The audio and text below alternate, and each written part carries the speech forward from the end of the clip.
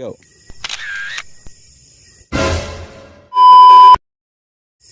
Good evening ulit mga sir, mga madam. Ito ngayon, may nag-comment sa atin, pakitry daw sa gitna ng nyugan. Itong flashlight na ito, makikita nyo naman, nasa gitna ako ng wala tayong nakikita kahit ano. Papakita natin kung gaano kalinaw itong flashlight talaga na ito. Kahit saan, kahit ano, pwede nyo makita dito sa flashlight na ito. Pag ginamit nyo itong flashlight na itong napakagandang flashlight, sobrang liwanag kahit napakalayo, lahat makikita nyo.